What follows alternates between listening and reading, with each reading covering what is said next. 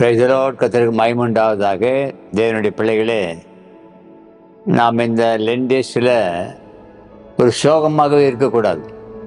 ஏனென்றால் இந்த சிலுவையின் மேன்மையை பற்றி அநேகருக்கு தெரியாததுனால இந்த நாட்களிலே கர்த்தரினோடு பேசி சிலுவையில் என்னென்னலாம் நமக்கு நன்மை கிடைக்கிறது என்பதை வரிசையாக பார்க்குறோம்.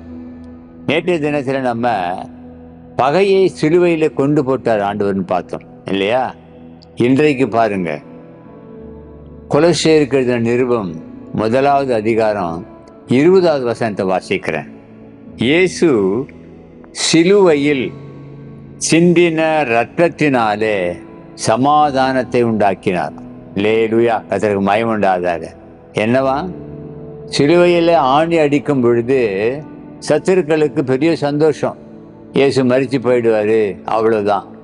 ஆனால் நமக்கு ரொம்ப பிரயோஜனம், ரொம்ப நன்மைகள். சிலுவையில் அடிக்கும் பொழுது 9 அங்குலம் ஆணியினால அவரை அடிக்கும் பொழுது ரத்தம் பீரிட்டு வருகிறது, ரத்தம் வெளியே வருது. அந்த ரத்தத்தினால என்ன நன்மை தெரியுமா? வேதம் சொல்லுகிறது, சமாதானத்தை உண்டாக்கினார். தேவ பிள்ளையே, உங்களுக்கு யார் மேலாகிலும் அந்த பகையை வைத்திருப்பீர்கள் என்று சொன்னால் சமாதானமாகு. அதுதான் கிறிஸ்தவம். மன்னிக்கிற அந்த சுபாவம் நமக்கு தேவை. ஆம், தேவனுடைய பிள்ளைகளாகி நமக்கு சமாதானத்தை உண்டாக்குவதற்காக இயேசு சிலுவையிலே ரத்தம் சிந்தினார். அந்த இரத்தத்துக்கு உடன் சொந்தக்காரர்களாக நம்மை மாற்றி இருக்கிறார். சுதந்திரித்துக் கொள்வோம். கர்த்தர் நிச்சயமாய் உங்களை ஆசீர்வதிப்பார். God bless you.